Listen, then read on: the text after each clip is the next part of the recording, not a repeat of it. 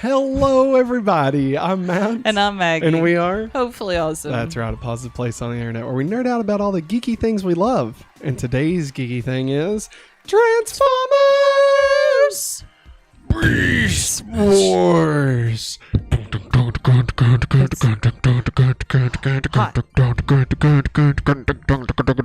Sexy. Beast machines. Skinny. I think that's what we should do from now on. We should do like a mashup of all the Transformers theme songs. Okay. And like when we get to the movies, we'll go, what I've done. Okay. Maybe. We'll see. Hey, welcome to Going Back to Beast Wars. This is our weekly rewatch podcast where Maggie and I rewatch the entirety of the Beast saga. This includes the original Transformers cartoon, just the first 3 episodes in the movie. And then we go into Beast Wars. And now we are in Beast Machines. We're actually in season 2 premiere of Beast Machines. Maggie, of course, has never seen Beast Wars, any of the Beast Wars. And I have. So here we are.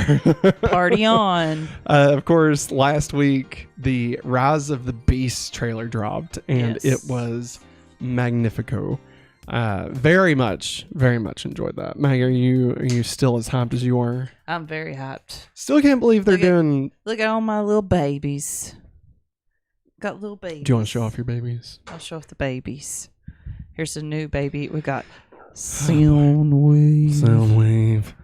We have Optimus Prime.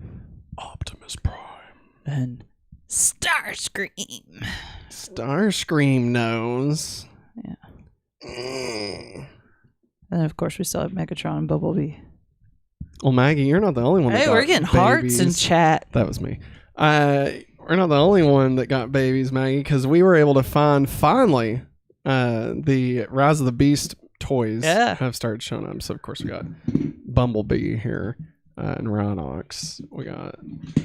did we have Rhinox already? Yes. Yes, we had him. So, the new ones... we got Optimus Prime. Yeah, the new Optimus Prime here. That actually looks like a truck. I actually like it. I like it. Looks like a truck. And then, you just transform it. I'm not going to do it. And then... I'm not going to do it. We got the Optimus Primal right here. But then the thing, honestly, the thing that we really enjoyed was going down the kitty toy aisle. And they have these new... it's Grimlock. It's like, what's it called? Like baby's first Transformer or something, I guess. That. Like it's made for 3-year-olds. Yeah. And with Grimlock, all you do is... And look at that. Honestly... And then you lift the tail, and bam, he's a dino again. Look at that. Honestly, I love it. Like, here's so chunky. Optimus Primal. You know, you got him in beast mode, and then you just kind of give him one of these. Now he's Optimus Primal. Look at that. Yeah. Push down, monkey, Transformer. Look at that. I honestly really think these are cool. Definitely, if I mean, I think I might like these better than the official toys. Like, I think they're just... Well, there's a kids show too. They're just chunky and adorable, and I love them. We do have chunky boys. We do have links in the description, just so you know. If you want to go get you one of these, feel free. We have them linked below. But that's not why we're here today. No, Maggie. we can talk about toys all day long. Yeah. We could. Maybe we should do a toy show one of these days. But that's not what we're here for. Today we are here because we are going back to Beast Wars. Yeah. Go Mets. So like we said, we are... I just realized what you said. Sorry. Hey, Joey, it's me. We're going to go hang out with the old Jets. Hey, Spider-Man. You mess with one of us, you mess with all of us. I want to meet you at Smoky Mountain Con. When is that? I don't know. We didn't look into it. We need to get tickets. I'm really interested in it. I mean, do you think we could have them say like something for the podcast, you know, and just be like, hey, can you say go Mets? Can you just say that for us? He said go Mets. Let's see what he does. Like Joey from Yu-Gi-Oh! And see. Well, like, no, Kingsport Mets. Oh, Lord. Bill Keys. Oh, Bill Keys, I'm trying to make sure my contacts are like on the fritz right now. He says to do them both toys. Oh yeah. They're great. Honestly, go pick them up. Fantastic.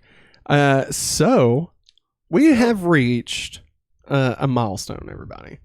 I don't want to paint too deep a picture here, but this episode marks the first time that I'm seeing an all new episode. Yeah. I was like, what's about to happen? I don't know. I don't know what happened. Okay. I don't know if just Fox Kids shit the bed. That happened a lot. I think that happened. It was also the year 2000, so I was 13. Maybe I lost track. Y2K. But I did not get to watch all of these episodes. So I saw the first one, perhaps the second one we're going to talk about, but I did not. I know for a fact I didn't see the fourth one. Yeah. So here we are, guys. From here on, me and Maggie experiencing this for the first time together. Virgins. Like a virgin. Like a virgin. Touched for the very first time. By a transformer. That sounds painful and erotic. I hope this doesn't awaken something. I like how you have Grimlock on top of Grimlock. I just realized that. Well, chunky boys have to stick together. If I can lift them up without falling. Watch him go in my coffee. Us Grimlock don't like you. We need to get you a big Grimlock. We need to do that. They're a little hard to find right now. All right, everybody. Grimlock's the boy. He's the man about town. Yeah. We're gonna get into it with season 2 of Beast Machine. Season 2, episode 1, Fallout. Fallout. Again, we have watched all of these over on the YouTube channel Al's Replay. We are not affiliated. They didn't ask us to do anything or anything. No, but we just found them. We found them. They're great. It's free, and they upscaled it into HD and 4K. And reboot. And it's just super easy because it's on YouTube. You can just go watch it wherever the hell you are. So definitely recommend them. They have done fantastic this whole series. So season 2, episode 1, Fallout. Episode 14 overall in Beast Machines. Episode 66 overall in the Beast Saga. Okay. Original air date was August 5th, the year 2000. In the year 2000. In the year 2000. I was in 5th grade. In the year 2000, Domino's will introduce a new pizza. Nah, you know what I'm talking about, right? Conan O'Brien in the year 2000. I'm trying to remember. On the late night? I know you've shown me that. I'm trying to remember. Jesus. All right, let's get into this one. Okay. Original air date, August 5th, 2000. A mere 8 months after the last episode we had. Written by Robert Skur and Marty Eisenberg, whose previous episodes include The Reformatting, Master of the House, The Catalyst, and of course this episode, Fallout. Directed by... Not the video game. Not the video game. Not Fallout 76. Although if they wanted to make a Fallout video game starring Beast Wars characters, I'd play it. I mean, that's just a fact, Jack. It'd be a hell of a lot better than that Blockbuster fighting game they had. It was exclusive to Blockbuster, and it was a fighting game. It's terrible. Or wasting $7 to rent it for 5 days. Beat it in like an hour. Man, they ripped off people. They did, man. It's like that Clay Fighters special edition that was all in Blockbuster. It's the same basic thing. It's terrible. Anyway, directed by Raul Sanchez Ingles, whose previous episodes include Mercenary Pursuits, which I don't remember that one. I think maybe it had something to do with the airplane Jetstorm. Is his name Jetstorm? Yep, Jetstorm. Afterburn. All right, here we go. You ready? Let's go. I feel like I'm like a little chill tonight. Yeah, I can tell my energy's more ramped up. Yeah. Well, it's just because Beast Machines has taken a turn for like the mellow, man. It's like you gotta save like the Earth, man, and you gotta like you gotta like listen to Tom balance, Petty, man. Listen to Tom Petty. Like I feel like Jonathan Kent from season 2 of Smallville. All right. The storm continues to rage as Optimus Primal, controlling the lethal plasma energy chamber, and Megatron, wielding the deadly key to Vector Sigma, fight, pushing their energies back and forth. A classic Kamehameha collaboration here. Mm-hmm. You know, if anybody's ever played Fortnite with the Kamehamehas and like you match them and like, you know, it does that thing. Why are you doing it on my side? You can do it on your side. Listen, I read a thing. If we don't change the angle every 8 seconds, then people turn away. No, okay? I swear, that's it's real. Not every 8 seconds, Matthew. Look it up. Look it up. You do the research. I'm joking. All right. Anyway, stop. Pinch your booty. Optimus dissolves and finds himself in the Matrix again, seeing a vision of Cybertron destroyed. He lashes out and blames Megatron, who takes no credit. Cybertron is doomed not because of Megatron's actions, but because of Primal. Suddenly, Optimus finds himself back on prehistoric Earth, where he's attacked by a green-eyed copy of himself. Regular green-eyed girl. The doppelganger scolds Primal for his fanatical behavior and pushes him off a cliff, sending him plummeting back into space. You know, we could recreate it with this one and this one. You're a fanatic. Fuck you. That's pretty much what it was. Yeah. Faces come and go, and he finds himself being blamed by his Maximals, who tell him that he's failed them. Primal realizes that he must make his own decisions, not merely follow the commands of the Oracle. The Oracle acknowledges this fact, but tells him that his fate still lies with him. Bum, bum, bum. Bum, bum, bum. The arrival of another old friend, Rhinox, comforts him. Rhinox acknowledges his misdeeds as Tankor and tells his old friend that he chooses to stay in the Matrix. Primal shoots through another tunnel where the faces of Transformers he has yet to encounter flash before him, and he finds himself back in the heated battle. Taking control of both energies, he redirects them back into the Matrix itself. The remaining Maximals awaken back in their techno-organic bodies and free of the key's energies. I guess of all the energies. I don't know. All energies. All coal, gas, energon, energies. I was trying really hard. Like if I hit it too quick, it doesn't do it. So, with Megatron gone and the Viacons rendered inert, the Maximals are the only active Cybertronians on the planet. You want to give that another chance? Is it worth it, Maggie? Is it worth it? Inert. Good job. It's more or less to be on purpose behind like being quiet. So what? How I said it the first time. Yeah. Is on purpose. I know. I was calling attention to it so you'd feel goofy about yourself. I already feel goofy about myself. Yo. You can say bitch. It's okay. You said it.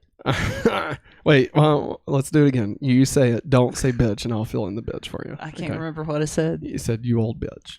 You old bitch. We should do that more often. That's pretty funny. All right. Thrust shows up. And the Maximals and Viacons prepare for another fight. Cheetor comes between them, telling them that the war is over, while Black... You nasty. I feel like I'm back in high school right now. Oh my god. That shouldn't have made me laugh that bad. No, it shouldn't have. Alright. Black Arachnia invites Jetstorm on their side. It's not a suggestion that the two generals take kindly to. And another brief fight breaks out before Black Arachnia puts a stop to it. The two Viacon generals leave. Afterburn. Well, like, everybody was fighting somebody except for Rat Trap. Who is he going to fight? Well, I don't think Black Arachnia was fighting anybody. No, but she was the one that goes, stop! Yeah. Because she realized they was being stupid boys. It's weird. We only got 5 Transformers in this scene. You know, like, remember when, like, You'd have like a whole football team of them against each other. And like Beast Machines, Beast Wars, it was like, oh, here's 12 on 6, Or 10 and they were on just 3. jumping sides. They offed 2 of them in a volcano just for shits and giggles, like completely unceremonious. Good riddance, Scorponok. I miss Quick Strike, I'll be honest. Quick Strike. Terrorize. I do miss his corny. Hey, old lady. Golly. This is great. Now we're here. Hoping to consult the Oracle like Optimus, the Maximals make the trip underground to the Oracle's chamber. However, the Foursome find Optimus Primal inside the Oracle, communicating with them via the supercomputer. He asks that the Maximals forgive his zealotry and near genocidal actions. We've all been there. Who's not been there? We've all been there. No, I haven't. This is almost too sweet for me. That's what's happening. It's not your fault. It's not your fault. It's mine. I will drink it gladly. Do I have something else? I got water. Okay. I mean, I'll keep sipping on it. It's very sweet. But give me all the 4.5 shots of espresso. The Maximals forgive his zealotry near genocidal actions. Rat Trap protests as there's nothing to forgive, Big Pot. Back in the void. That was pretty good, right? That was pretty good. Right? You thought you closed your eyes. He's like, there's a fucking rat in here. Get him! Get him! Yeah. Run him over like the roadkill I saw on the road today. Wow, Maggie. Too soon. Back in the void, Optimus sees the collective sparks of Cybertron's past, present, and future, inviting him into the Transformers afterlife, the Matrix. As he floats, Optimus has an epiphany. The Oracle never intended to have organic life replace Cybertron's technology, but to create a techno-organic balance of organic and machine, just as the Oracle did when it reformatted the Maximals.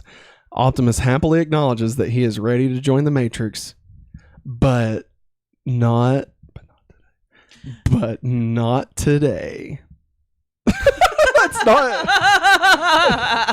I think you're pulling a Constantine. Is what's going on here. But not today. Optimus Primal steps out into real space again, and the Oracle tells him that it has taught him everything, and that he must make his own way in his mission. The future isn't written, make of it whatever you will. And a new orchard of techno-organic plants grows around them as Optimus explains their new quest to the Maximals. We gotta grow some plants, man. Maximals head above ground, hoping to find and liberate Megatron's stockpile of sparks, only to find themselves face to face with an enormous vessel bearing the likeness of Megatron. Greetings from the big giant head. They stole it from Third Rock from the Sun. To be continued.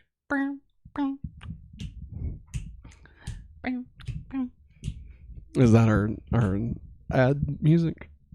No, I was doing a really horrible job at Third Rock from Sun theme song. Wow, yeah, that one. Wow. I can only hear the beat. Speaking of a real horrible job of things, this episode is brought to you by patreon.com/hopefullyawesome.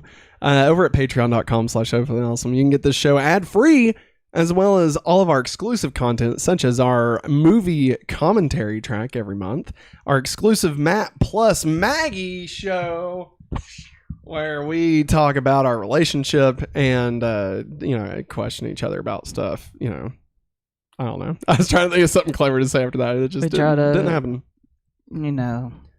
Talk about stuff. Yeah, it's our show. It's Matt plus Maggie. It's enough of this bullshit. There's no theme. Yeah, there's nothing for us to hide. It's just Matt and Maggie. It's just Matt and Maggie. Unplugged.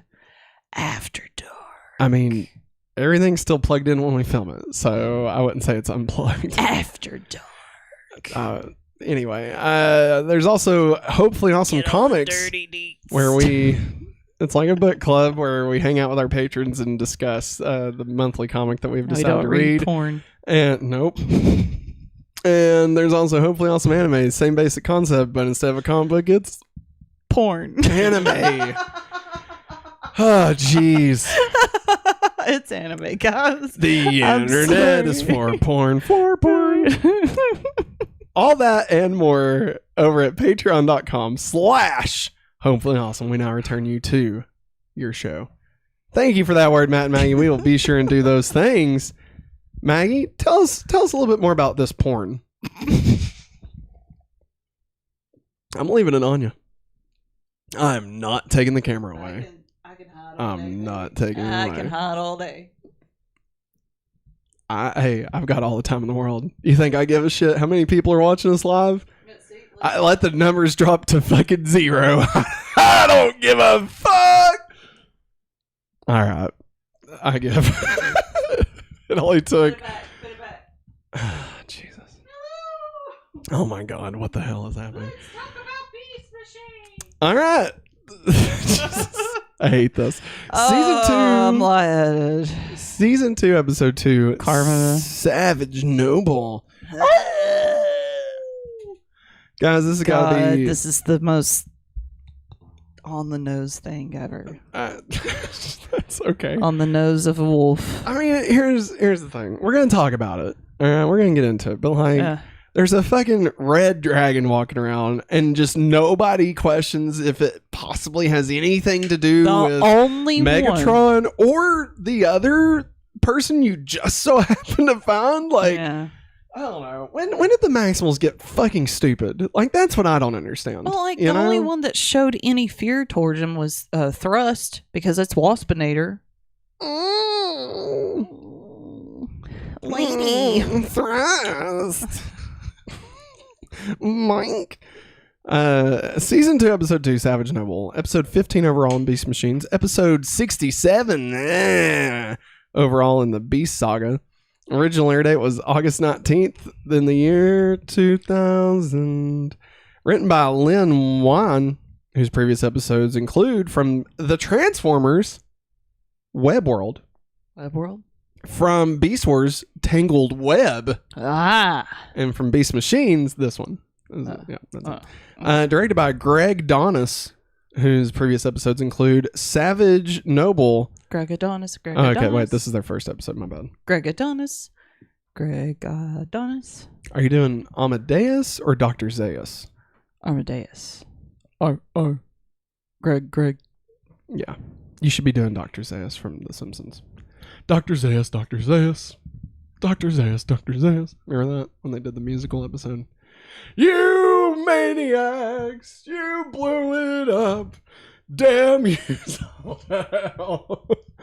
You remember that? Is the Planet of the Apes? Anyway, it's a great episode. You can check it out.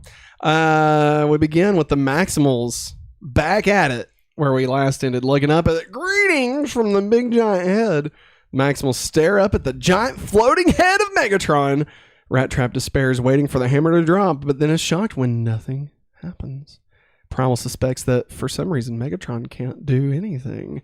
He has performance anxiety, if you know what I mean. Yeah, he needs some of that inner. Let's see. Inner John. No. I'm trying to think of a word.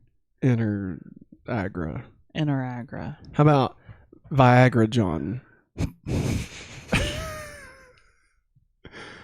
I mean, that works. No, that doesn't work. That works. Nah, that doesn't work. It'll make a heart of steel. Okay. You take Viagra, John, and you'll be ready to roll out. That's disgusting. Oh, man. It's gonna maximize her pleasure. No, it won't, ladies. And it's gonna terrorize her. All right. Side effects are thrust. Okay. It's some afterburn.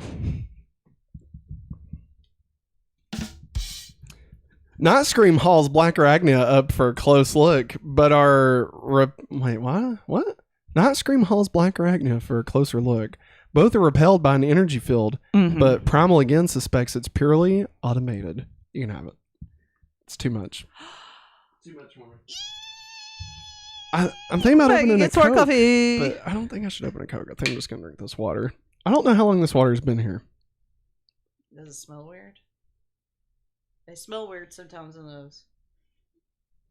Nah, it's fine. Okay.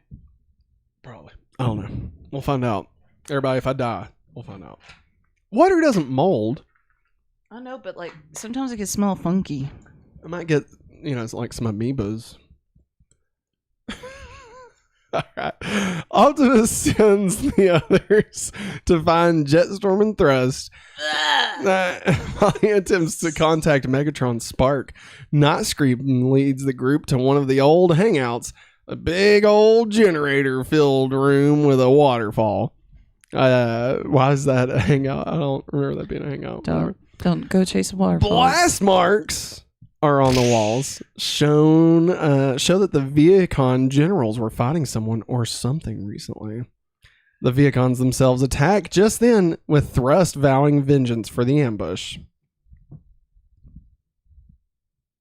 The two teams exchange words with Bicrachnia, still trying to reach Silverbolt within Jetstorm. A fight is about to break out when an eerie howling distracts the group and finally convinces the Viacons that the Maximals didn't attack them.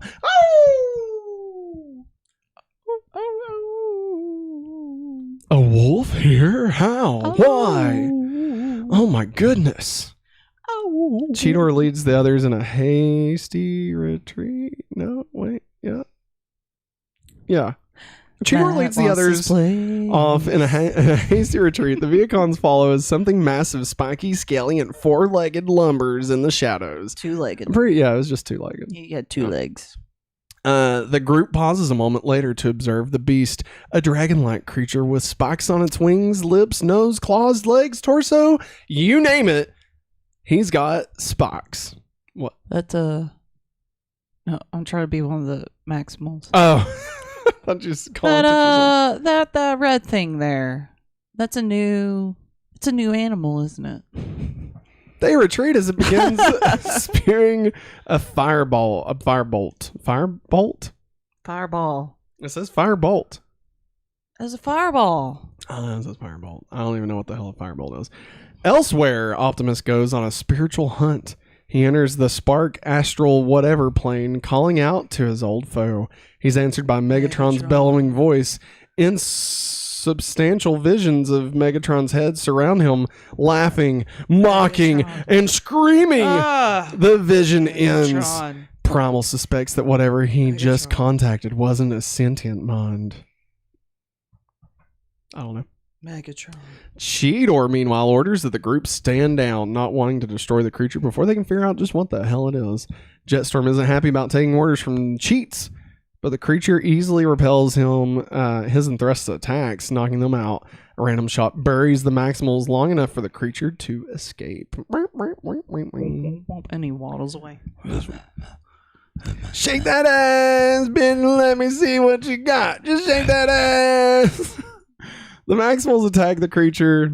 Wait, I'm sorry. The Maximals track the creature to higher levels in the generator plant, and there discover a wolf-like creature hiding shyly in the shadows. Starscream suspects the beast is another survivor like him. The Maximals offer friendship, and the creature introduces himself as Noble and recounts, in a very familiar fashion, the story of the Viacon invasion. Noble fell into a pit and awoke in his current form. Sounds familiar. There we go. I hit it. My name is Noble. It like took the longest pause. Nobletron. No. I meant Mega Wolf. I meant Megatron. Shit. Fuck. Sorry. Noble. It's Noble. My name is Big Giant Head. No, that's the big giant head up there, man. Like, greetings from the Big Giant Head. Awful. God. Okay. Further pleasantries are interrupted by a strafing attack by Jetstorm and Thrust hunting for the dragon. But before the Maximals can even worry about defending their new friend, he disappears while their backs are turned. Cheetor contacts Optimus, who still hasn't found any trace of Megatron. The group goes hunting for Noble. They find the dragon creature growling ferociously, Notscream is convinced the beast has done away with Noble and leaps to attack, only to find Black Arachnia's quick thinking. Only Black Arachnia's quick thinking keeps him from getting blasted with fire breath. The group follows as the creature flies off, since they can't leave it loose in Cybertropolis. I think I said that right. I don't know. I'll be honest, I kind of stopped paying attention to what I was saying. Lost his place. Primal arrives and orders the group to split up to cover more ground. Rat Trap eventually finds the beast, which has him cornered and petrified. To his relief, it chooses to ignore him. Cheetor hems the beast in by chopping down a bridge, and the others stop it from the other direction. Primal begins to approach the beast, offering understanding and compassion, but the Viacon generals arrive and find the beast surrounded by the dragon. Bless you. The dragon bats them away with a tail slash, sending them over the horizon. After a long moment of carefully approaching the beast, Notscream touches Savage and calms him enough for him to transform back into Noble. The two creatures are one. When to become one. A beast-to-beast transformer. I don't get it. Like, okay. You know what? We'll talk about it. We're not gonna talk about it right now. We'll figure it out. We're gonna talk about it when we get into breaking it down. I don't want to linger in this episode. Primal vows to help Noble, even as Noble warns that he can't control his other half. Notscream reassures him, and Noble smiles to himself, just a bit ominously. Yes. You mean to tell me that the purple-colored half-dragon thing is actually maybe a bad guy? A red dragon? That looks... I don't believe it! What? Season 2, Episode 3, Prometheus Unbound. Had nothing to do with Alien. I was kind of let down, I'm not gonna lie. I was really hoping for some Prometheus tie-in stuff. No! Oh. Well, guess Grimlock's mine now. No. Season 2, Episode 3, Prometheus Unbound. Episode 16 overall in Beast Machines. Episode 68 overall in the Beast Saga. Original air date was August 26th, the year 2000. Written by Marv Wolfman. Yeah. We talk about him pretty much every week during the Beast Machine, so just go back if you want to hear all of his stuff. Too much to list. He co-created it, and he wrote Crisis on Infinite Earths and stuff. So I mean, it's fantastic. Don't get me wrong. What are you doing, Marv? We've said it every week for 4 weeks straight. Directed by Sebastian Broden. Is their only episode. A giant Cybertronian moon passes overhead. Noble howls at it. Much to the consternation of the distant Maximals. Their new friend has run off again. Notscream blames the team's treatment of the newcomer. Cheetor gently defends their actions as being for Noble's own good. And ours, Rat Trap adds. Black Arachnia is vaguely unsettled by Noble. Rat Trap is freaked out. Notscream doesn't take this well. And he storms off with Optimus in pursuit. Rat Trap and Black Arachnia note, unhappy that Noble is probably heading for the same place he's been every night for the last 5 nights. At Megatron's door. Would you play a 5 Nights at Megatron's video game? No. I mean, I'd be intrigued by it. No. What if it's just 5 Nights at Freddy's, but it's like, it's Predacons. Maybe Waspinator comes up and grabs you. I don't like jump scare stuff, man. Maybe Waspinator walks by. Do you remember Slender Man? I'm just saying, maybe Waspinator walks by. I closed my eyes while using the controller. That's true. And you start running towards him so that it would end. Yeah, so it end. And I kept on getting close to him, and it didn't work. Remember that? I do remember that. That was one of my favorite videos we ever made. Anyway, Noble... Look down in the archives, everybody. Noble is furiously banging on the doors to Megatron's Citadel. When Notscream and Optimus arrive, he transforms to Savage form when they confront him. then continues trying to claw his way in. A bunch of snaking cables worm out to attack Starscream when he tries again to stop Savage, and Savage knocks him out of their way. The cables envelop and constrain him. And the Maximals peel him free to find him back in Noble form.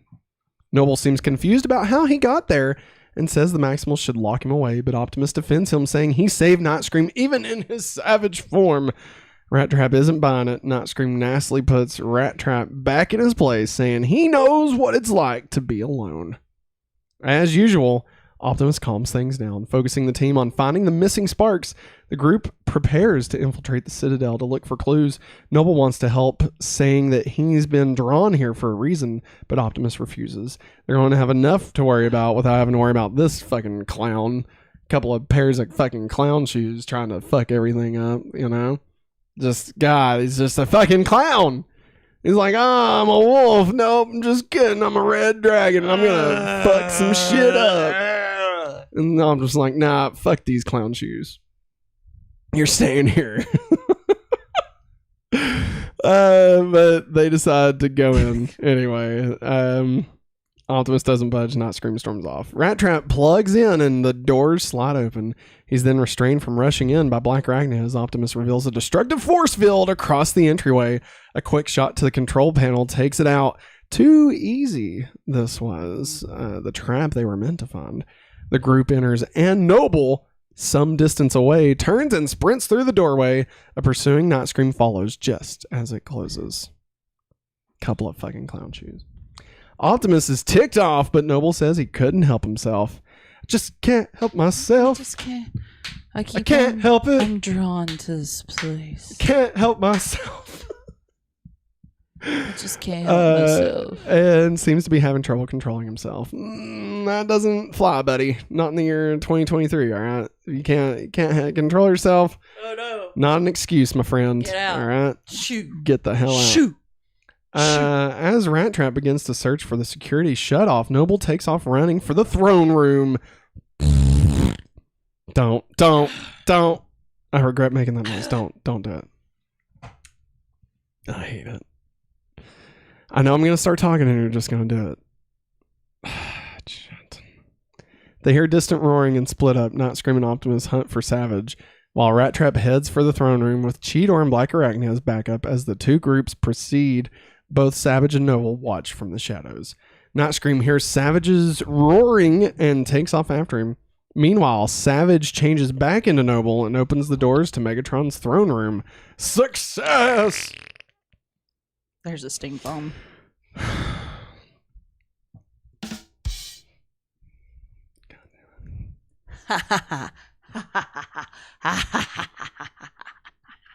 Success, as he says blissfully as he sees Megatron's empty command harness. Noel begins leaping across the floating jigsaw puzzle bridge, but loses his grip on one section and falls. Starscream and Optimus arrive and go after him. Rat Trap and company arrive a moment later and stare at the drifting pieces of floating bridge. Cheetor and Black Arachnia go first and offer the less mobile Rat Trap assistance in getting to the harness. He plugs in and the bridge assembles itself under their feet. Screens of data assemble before Rat Trap. He begins searching, but everything is encrypted. Optimus encourages haste as he arrives with Starscream and Noble, and the latter's gentle meekness abruptly disappears. Noble exults in being in the throne room, then spots Rat Trap in the harness and immediately morphs it to Savage. It's morphin' time! The Maximals realize he can control his changes. Savage blasts Rat Trap out of the harness. Immediately, the bridge deconstructs and alarms go off. Tentacled spark extractors slither out of the wall. The group, including Savage, makes quick work of them, and Rat Trap gets back into the harness as Savage morphs back into Noble, standing next to the harness. Rat Trap starts to show gratitude and Noble being back in control, but Noble yanks him out by the tail. In a dramatically backlit scene, tosses him away. He enters the harness himself, puts on the helmet, and nothing happens. Noble realizes he can't interface while in organic body. He leaps clear, grabs two spark extractors, and applies them to himself. A furious burning orange spark emerges and the body collapses. The spark enters the command harness and shoots up the wires as Megatron's voice cackles, "Free at last!" Yes. Praise the Matrix, I'm free. It wasn't time for me either, Optimus. Optimus. The Maximals charge outside to see the giant Megatron head, now fully operational. Megatron delightedly explains that Noble was just a ruse.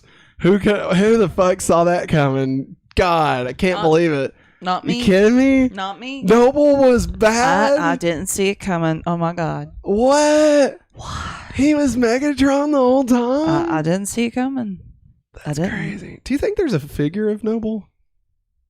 I bet there is. I really want to know what it looks like. Let's see. You look it up. I'll go look. And I wonder if it transforms into Savage, because that's such a weird transformation. All right. His gigantic eyes. It's an all organic transformation. His gigantic eyes in sync with his words. Starscream is crushed as a gloating Megatron. Diggy tells how easily the young Maximal had been duped into helping his worst enemy. Oh, yes. The big floating head fires a beam into the planet, and all systems come back online, including the drone army, which storms to the attack. As the others fight them off, Rat Trap opens up a panel and Optimus orders a retreat. Nobody objects as the badly outnumbered group scurries underground. The Maximals lament their faux victory. Starscream is still shattered and Rat Trap offers his sincere sympathy. However, back in the empty citadel, Noble's eyes begin to open and he stirs with a little growl. There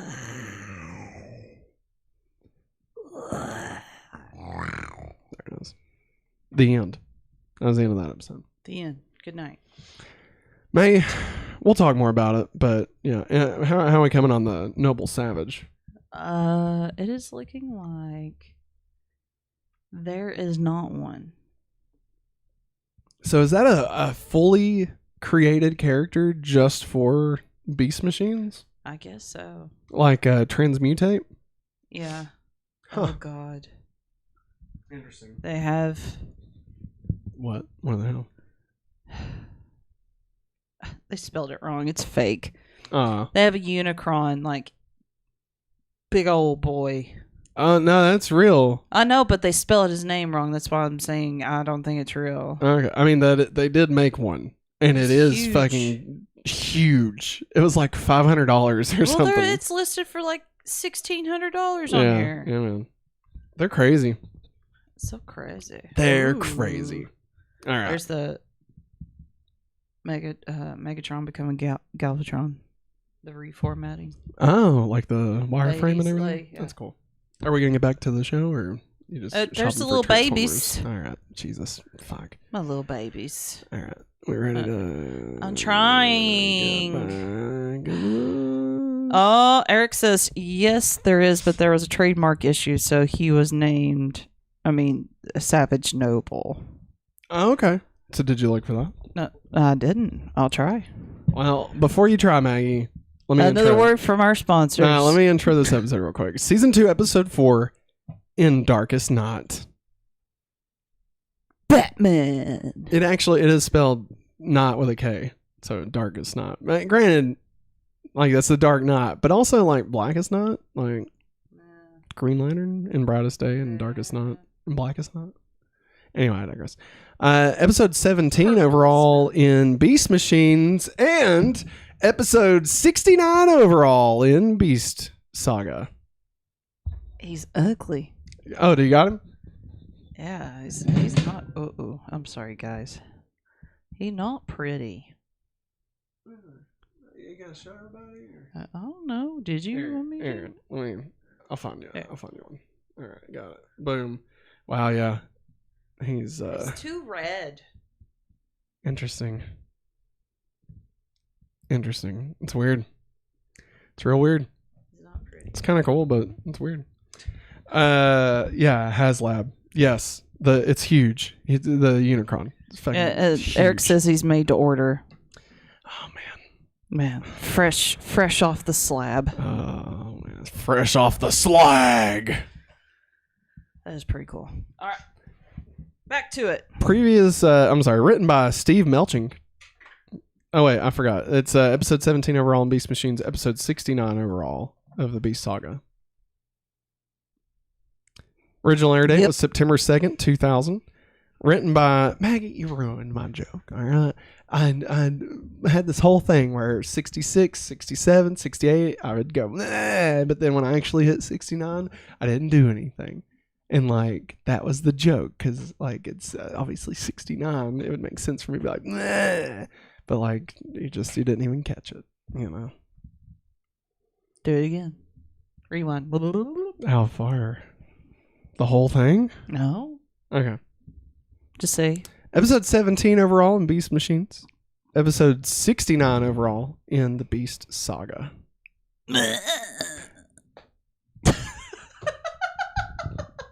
Original air date September 2nd, 2000. Written by Steve Melching, whose previous episodes include Forbidden Fruit, Revelations Part 3, Apocalypse, End of the Line, and In Darkest Night. Directed by George Samoliski, whose previous episodes include Transmutate, Revelations Part 3. Revelations Part 3 Apocalypse. I'm getting the hiccups. Oh no, you don't like hiccups. Matt doesn't like hiccups. I fucking hate the hiccups. They piss me off so bad. All right. Let's go. Here we go. Let's go. Final one, everybody. And this one's a biggie. I have not seen this episode until we watched it.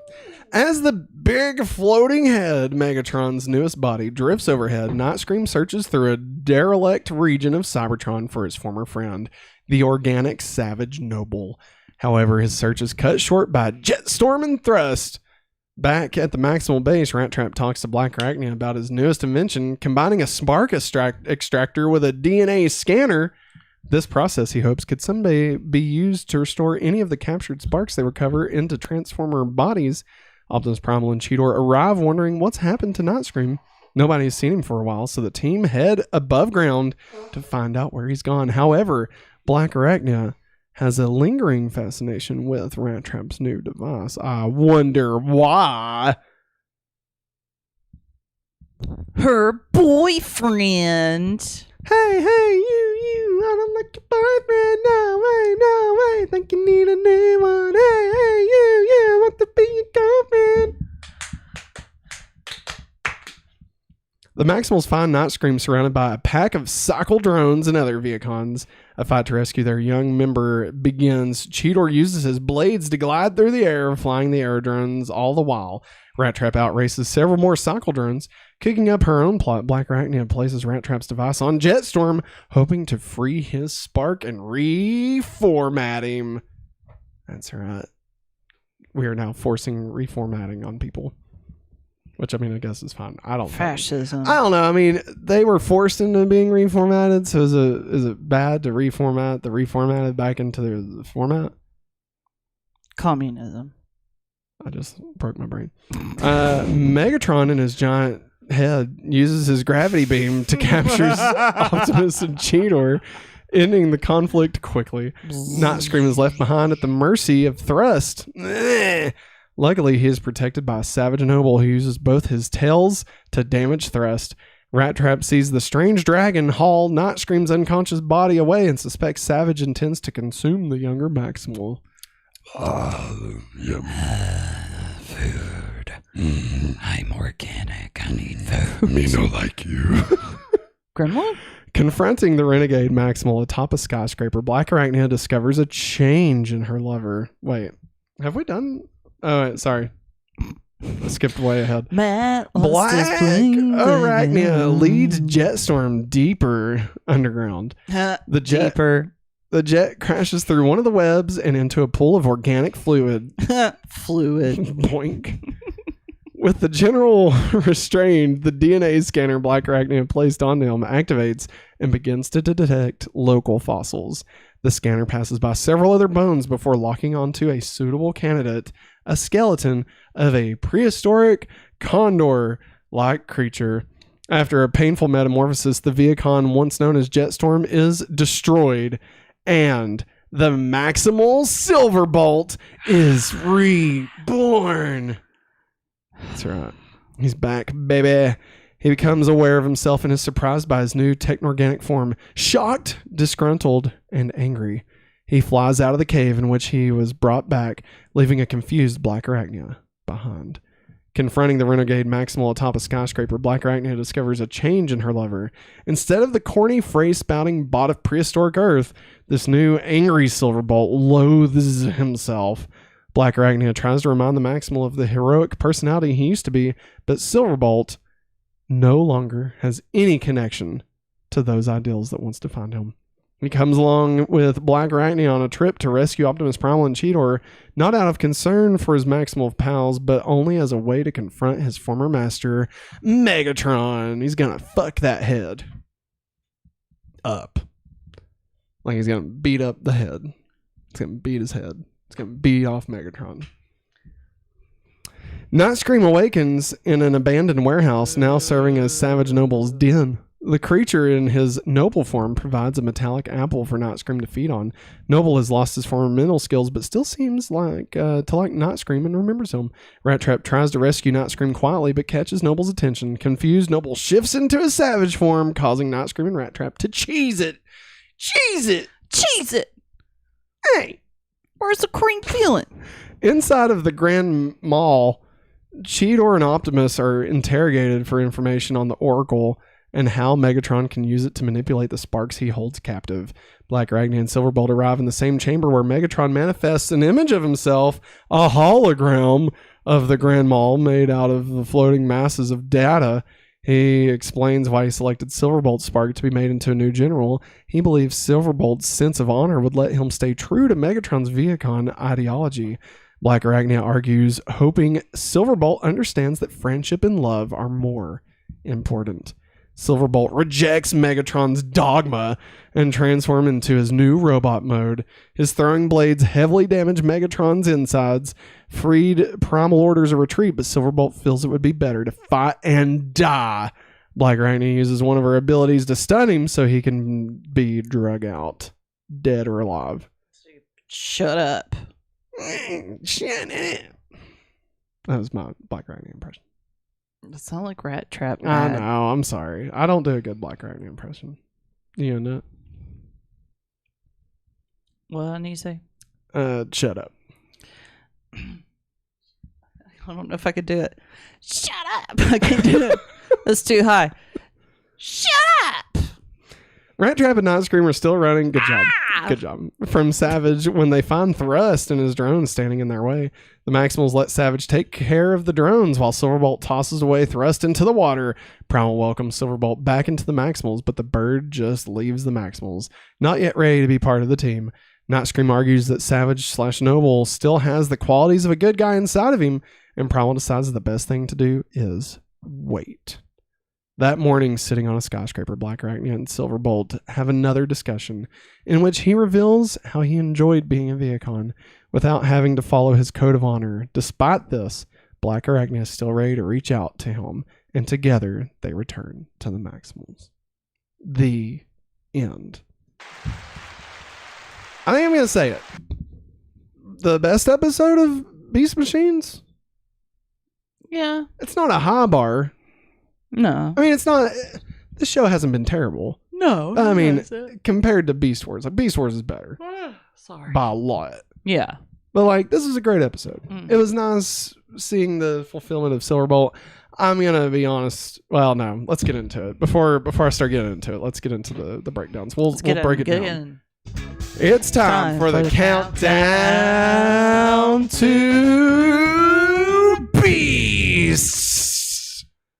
5 weeks. God, I thought you were going to say 5 days. 5 weeks until the beasts rise, everybody. That's right. We are a mere 5 weeks away from seeing... A mere 5 weeks away 5 from weeks seeing away. What the hell is going to happen. He eats Scorponok. He eats Scorponok.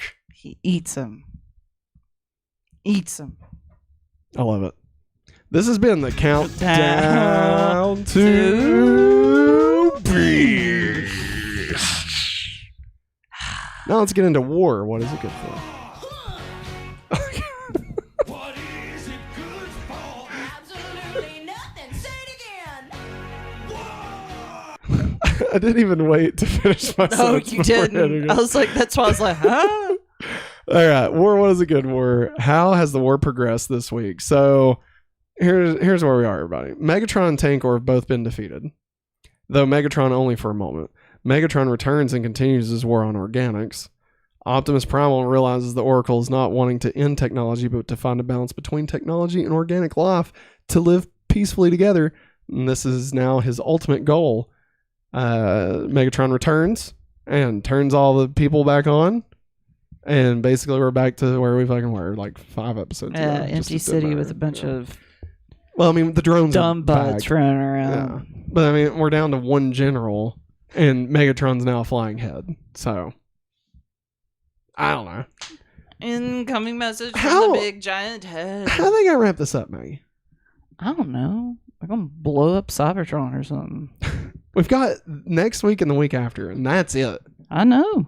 We got 8, maybe 9 episodes left. There we go. It's crazy. Now let's get into welcome to the party, pal. Welcome to the party, pal. Yeah. So this week we welcomed a few new people. Excuse me. On the sorry. Maximal side, we had Fake Noble. We had Silverbolt, for real this time. Yeah. On the other side, we had the real Noble. Yeah. And that's it. That's it. Yeah. That's all, folks. A great time for sure. Mhm. For sure. Upgrades.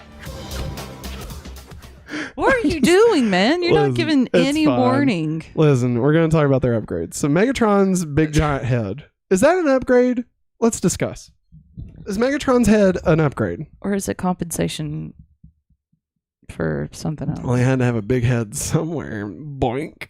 You know It's what I not mean? where it counts. You know what I mean? It's not where it counts. I guess. You know what they say, Maggie? The bigger the head, the bigger the hats. Yeah. Sure. Now, how do we feel about this, though? Like, how do we feel about I feel big giant head Megatron? It's weird.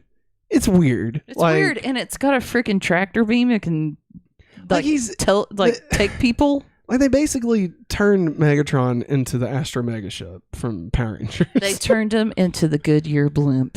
It's like, remember in Solo when there was that robot lady and then she became the Millennium Falcon? It's that. Yeah. It's just that. Like, now he's not a thing. He's just a big thing. I don't think that sentence made sense. He's not a thing. He's a big thing. And then our second upgrade, and this is where I really want to dive in for a second. Silverbolt. Silverbolt. Mhm. Is this an upgrade? I don't know. I fucking hate the new Silverbolt design. It is just the worst thing. Speaking of Silverbolt design, Eric said, "Do not Google Silverbolt's Beast Machine toy. I warned you." Oh God! A hazard sign. It's horrible. I'm looking it up right now. Right now, I have to. Don't tell I have us not to look up something, Eric. Silverbolt. Don't do that, man. We will do the opposite of that. Machines. I mean, Which you should know. You already know that, don't you? I ended up knowing, even though I'd never saw this episode. Oh my God! Why? Ooh. Why is it that? Like, Why does it look like it's on fire? why is it multicolored? Like, that's, Well, that's so what random. Savage Novel look like? Oh my God! It's ugly. Oh my God! Look at this. Oh, Here we go, ew. everybody. Look at this. Oh my God. Everybody, Ugh. thank Eric in the chat. That looks like that one skin from Fortnite with all the the action figure. You could replace all the pieces on him. I think I can see his balls.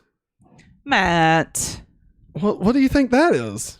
What would you call that?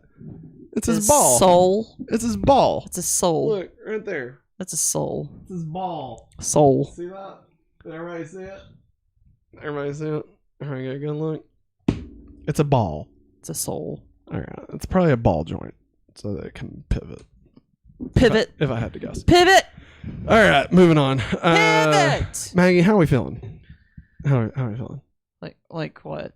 About Silverbolt? Yeah. I don't like it. I hate it. I don't like it. I think of all the things that they did in Beast Machines that like just shit all over the Beast Wars, you know? I mean, like Silverbolt's a pretty big shit, you know? Like it feels like they just really didn't give a shit about anything, you know? Like, it was one thing when they were like, Rhinox is a bad guy. Yeah. You know? It was another thing when they were like, for some reason, Megatron hates organic stuff now. We don't know why. He loved being a T-Rex. That dude loved that. Oh, yeah. He loved being a dragon. Crap up, man. He loved it. Oh, yeah. You know? And then, you know, now he's like, oh, fuck organic things. And like, okay, I guess. But then they're like, let's take Silverbolt and turn him into a fucking pigeon. Yeah. Like, it's like, it's that Will Smith. It's that Will Smith movie. The bird, the spy bird. Movie, spy birds. Where he turns into a bird spy. Yeah. He's like, I can see my butt and my nose at the same time. Yeah. What was that movie called? It wasn't called Tom Holland was in it too. Yeah. It's that. That's what they did to Silverbolt. And they made him depressed. Yeah, like, he went from looking so cool and so boss, and then they turned him into, then he was Jetstorm. I wouldn't say he looked like amazing as Silverbolt, but I mean, he looked saying good. In comparison. Well, I mean, yeah, Maggie. I mean, even a fucking McDonald's cheeseburger is better than a pile of fucking shit on the ground. You know what I mean? Like, you know, come on. It's still not Five Guys. Anyways. And then he gets to be like a freaking jet. Which looked cool. Loved his attitude. But then he becomes a condor, I guess. A wet bird. You know how birds get wet and they look skinny? Yeah. That's what he looks like. Well, I'm like, you know, here's my thing. He looks like he's just a condor. Like, he doesn't really look like Black Arachnia. Like, all of them, when they're in their beast modes, like, there's something going on. Like, they're not just straight up an ape or a spider. Like, there's some other stuff, right? He's just a bird. He's just a fucking big bird walking around. I'm like a bird gonna fly away. I know where my soul is. I know where my soul home is. Baby, I never not everyone you try. And then I'm about to say goodbye to tell me that you love me. Oh. All right. Anyway, good job. We hate Silverbolt's look. You know, and like I knew it was coming. Like, I knew it was coming. I'd found out. I've seen the last like 4 minutes maybe of Beast Machines. All right. So like I watched up to the big giant head. And then lost track, and then saw the last 4 minutes somehow. I don't know. That's what happened. I don't know how it happened, but that's what happened. And so, like, I knew Silverbolt was around, and that he looked fucking terrible. Yeah. But I didn't know he looked that terrible. I'd only seen his robot form. I hadn't seen his fucking beast mode, so that was a bit of a shock. And like they even showed like multiple things. So like I was saying, oh, so it could still be a Fusor somehow, you know? And like he was a jet and Silverbolt had wings, like, you know? And then they're just like, no, it's fine. He's just a fucking Please condor. reformat Waspinator. I'd be pretty fucking pissed too if I was turned into that. You know? You went from being kind of majestic looking to begin with, and then you're like, oh, I'm an airplane. I'm Top Gun. Fucking Maverick, you know? And now I'm a wet ass bird in a bird bath. That wet ass bird. WAB. Wet ass bird. Yeah, so upgrade. All right. Well, now speaking of sad things, let's remember all those that we lost this week on Beast Machines. All right. So we lost Rhinox and Tankor. These two are one. When all are one. Okay. Rhinox died. For good. For real this time. For real this time, Rhinox is gone. Maggie, how do you feel about... Jesus. What? How do you feel about Rhinox actually being gone? I don't know. He went a little bit crazy towards the end. He did, but then he found peace In the Matrix. on his deathbed or something, you know. He found salvation. Hallelujah. And I mean, he became one with the Allsparks. I mean, like... He became one with God. I guess. The Transformers God. You know. Promise. Promise? I would say... It's not like that. Alphatron. Wow. And Omegatron. God damn it. I hate that is funny to me. We also lost Jetstorm. R.I.P. Probably the best of the three. He was the funniest, you know. Don't touch that dial. Like, he was cool. Afterburn. But yeah. So anyway, that's it. May they rest in peace. Now, Rip. let's talk about our favorite quotes from this week. Well, that's just prime. Did you say rip? I said rest in peace. Rip. All right. So here we go. Season 2, episode 1. My spark has rejoined the Matrix. I paid the price for my misguided deeds, but it is not too late for you. Embrace the true nature of your spark, Optimus. Slag. You slagging piece of slag. Cheetor. Rhinox. Ha! Big Bot, I can forgive you for your mistakes, but not for giving up. Without your leadership, we'd have all gone offline when we first hit this planet. Without your guidance, we would have never mastered transforming in these new technological bodies. And without your vision, Cybertron will never truly be restored. Oh my God, big cat. Oh. You sound like you're having problems there, Cheetor. Here we go. But the Matrix never intended for the organic to replace the technological. It didn't want us to fight a war, but to create a balance. The techno-organic balance between the machine and the organic. Yes, I am ready to join the Matrix, but not today. Congratulations, Optimus Primal. You have passed your greatest test by asserting your own free will, the very thing that makes you more than a mere machine. Clearly, there is nothing left to teach you. The time has come for you to seize your own destiny. No, he goes, not today. And it starts playing the CSI song. Yeah. I actually want to cut that together now. I think I might do it. Everybody, I might make a video. Nah, do it. We'll post it. Put it as a short. Boom. Just here's what you do. Here's how you do it, okay? Money. You take the clip from Constantine, and you just take Optimus Prime's head. Primal. Head. Put it on top of Keanu Reeves' head. Yeah. And then just dub over the audio from that scene from Beast Machines. Okay. And then when he flips the bird, you just go, yeah! It's super easy. Barely an inconvenience. So here's the next one. For an eternity I slaved to free myself from the organic material containing my otherwise perfect technological body. I finally succeeded in separating the two, but my spark remained with the wrong half, the organic half. I knew that the answer to curing myself lay inside my citadel. Yes.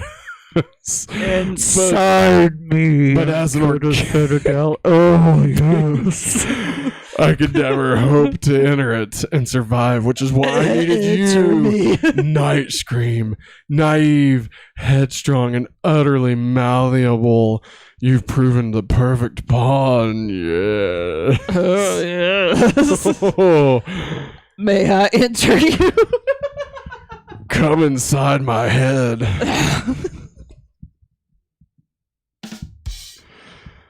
Oh, God. All right. We got a Black Arachnia Silver Bolt back and forth. Do you want to do this? Silverbolt. I think I got it. It says Blank Arachnia before her line. So, right there. Here we go, everybody. You helped me. A little bit aggressive there. Sorry, guys. You helped me find the light. I can't get my voice back. You read. I was a fool back then. I believed in things. Nobody's judging you. You were stop. You were under Megatron's control.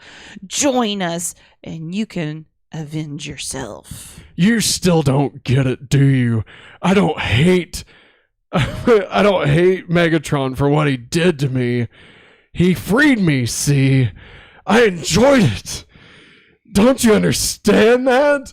I don't know what I am anymore. Okay. You are what you've always been. Honest, pure, virtuous to a fault. You're taking a huge risk. Considering how well I know the goodness in your heart, it really isn't a risk at all. Why do we do this? I don't know. I mean, is it just for us? I think where I'm like stopped up, I can't do her voice.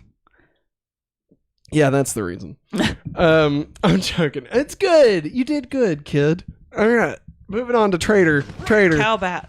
Bat.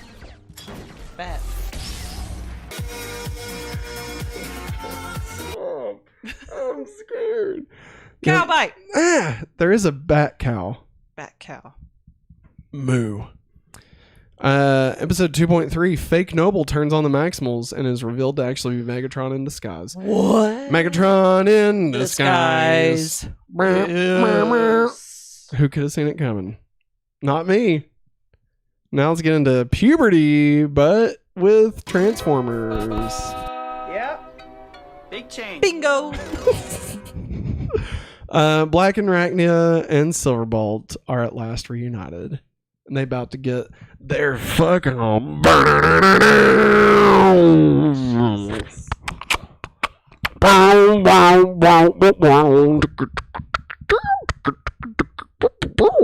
transform in my butt. Alright, now let's get into Transformers references, part of a bigger universe. You just don't know You yet. become part of a bigger universe. You just don't know it yet. He's a monkey. Episode 2.1.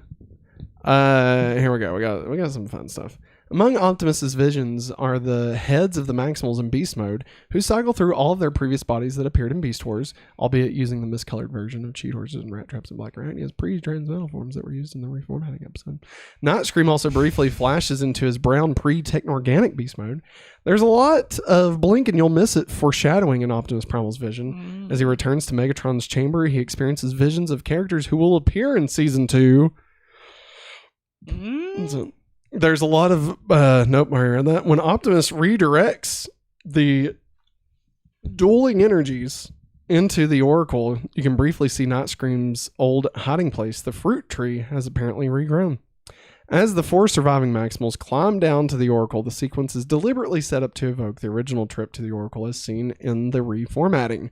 Similarly, Optimus' re-emergence from the Oracle is framed to resemble his original emergence from the Matrix in the same episode, complete with a disbelieving "Big Bot" from Cheetor. Optimus experiences a vision of a flower during his trip, the same kind that appeared in the reformatting. What? There are a lot of clips from previous episodes interspersed throughout the episode as the Maximals recount how Optimus has helped them over the course of the Spark War. There are clips from the reformatting, Forbidden Fruit, and the Weak Component. Later, as Optimus remembers the Beast Wars, his memories are represented by clips from the Beast Wars episodes Coming of the Fusors Part 1, Cutting Edge, Feral Scream Part 1, Feral Scream Part 2, and Nemesis Part 2.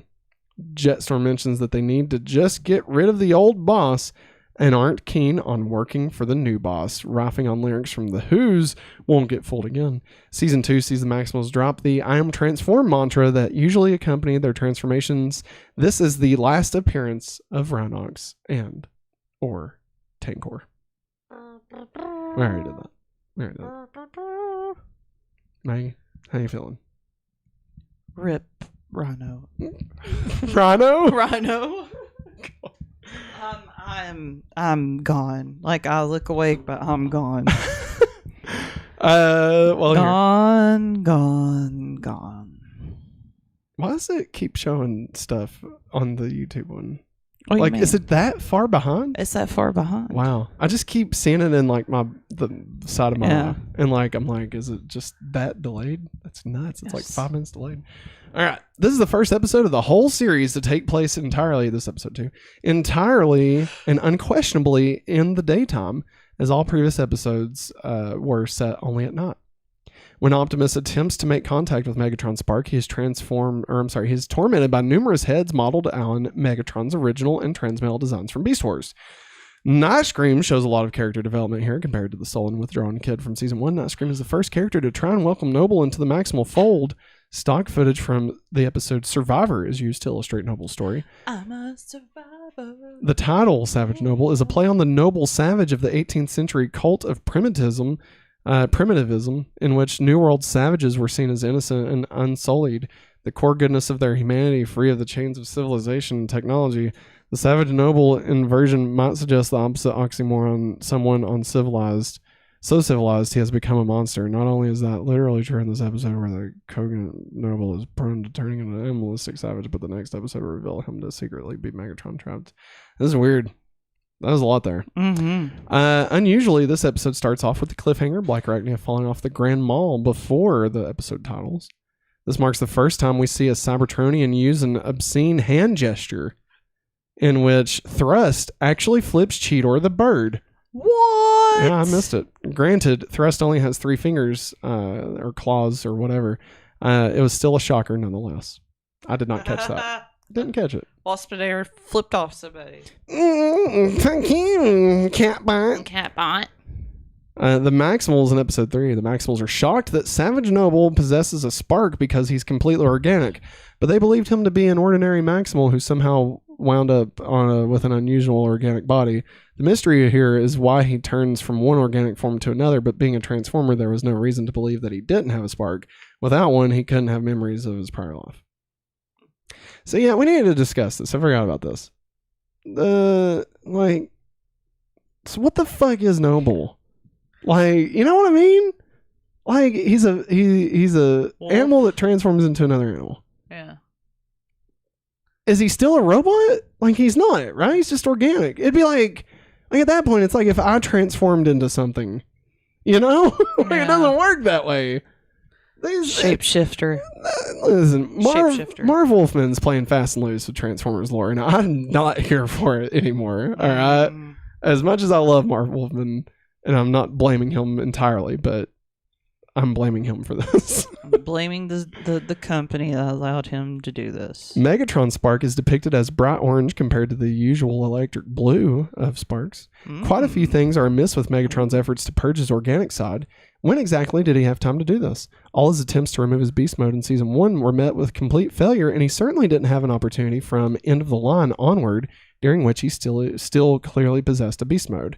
We saw Megatron's body completely disintegrated in Fallout, yet now the organic side of his body has become a Savage Noble. Where did the wolf form come from? Another great question. Marv Wolfman. Rat Trap describes Megatron's big floating head as a tribute to Unicron. Okay. That's pretty cool. Remember that when he mentioned Unicron? We're like, oh, yeah, I know that. Prometheus Unbound is the title of an incomplete play by someone which inspired a play of the same name by Percy Shelley. Both concern Prometheus, a character in Greek mythology who stole fire from Mount Olympus and gave it to the humans. As punishment, he was cast into Hades and tied to a rock where an eagle ate his liver every day. Megatron in Beast Machine seems to see himself as a figure akin to Prometheus, bringing the gifts of freedom from organic matter, individuality, and consciousness, as well as technological perfection to all Cybertronian. Up until now, he has been going into increasing lengths to purge himself of his own organic components, which he sees as a contamination of his mechanical purity. Being trapped in a purely organic body as a result thus mirrors Prometheus's torments in Hades. The act of freeing his spark from Noble's body and bringing it to a purely technological existence is compared to Prometheus breaking free from his bonds in order to confront Zeus. In the play, Prometheus and Zeus eventually reconcile, and Shelley's Zeus cast down, freeing humans and gods from his tyranny.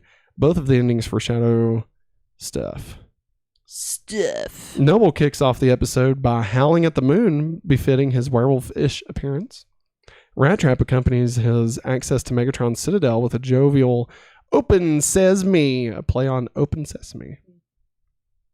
Rat Trap refers to the Sunday Funnies newspaper. Cheetor makes a few jokes about sushi as he chops up the spark extractor. Do they know what sushi is? I guess so. I mean, the Great War happened, so. All right, here we are. We're in the final round, Maggie. All right. Episode 4, DNA scanners were a major component of Beast Wars incorporated into stasis pods.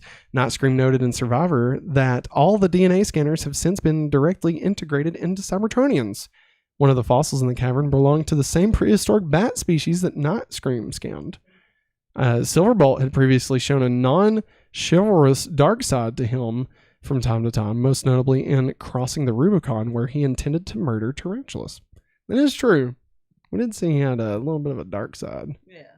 Everybody's got a dark side. They love me. Black Arachnia refers to how Silverbolt helped her find the light, referring to her defection to the Maximals in Beast Wars. The episode's title, of course, is a reference to The Dark Knight, a nickname for Batman. Writer Stephen Melching based Silverbolt's drastic personality change on the Caped Crusader himself, comparing Silverbolt's Beast Wars incarnation to the silly, campy Adam West version of the character, while the grim, vengeance-driven reincarnation we see here was inspired by the darker takes on the character. Hate it. While it's not explicitly saying so, this episode does give a reason for how Waspinator, of all people, could influence his Viacon self to help Black Arachnia, but her true love couldn't. It wasn't that he couldn't, he just didn't want to stop being a villain. It's kind of like the Hulk. Yeah. You know, like, part of me liked it. Yeah. Anyway. Yeah. Next time on Beast Wars. Next time.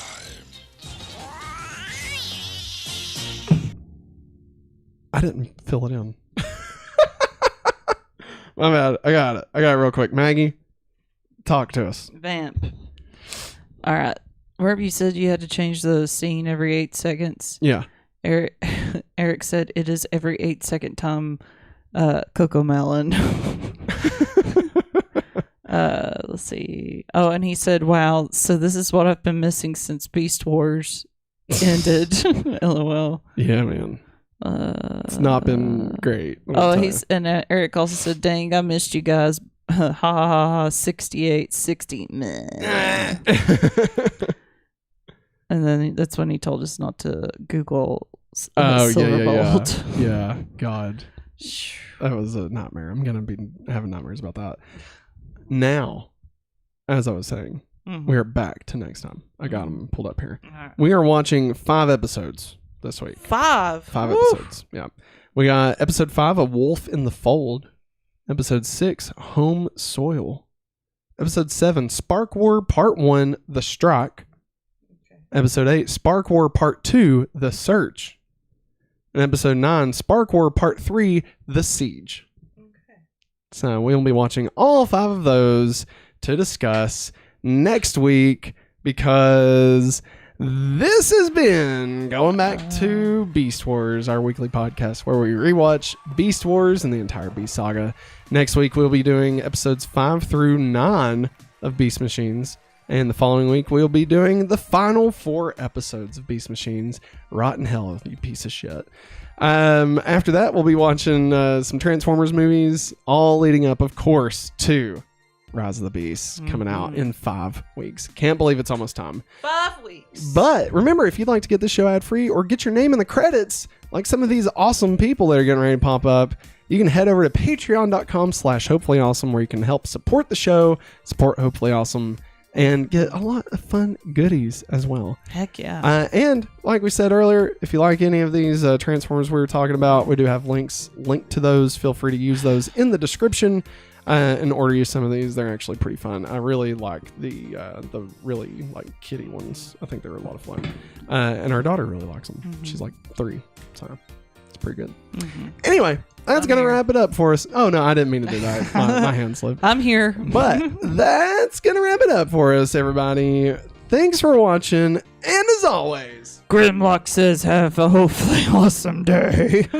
I am transformed.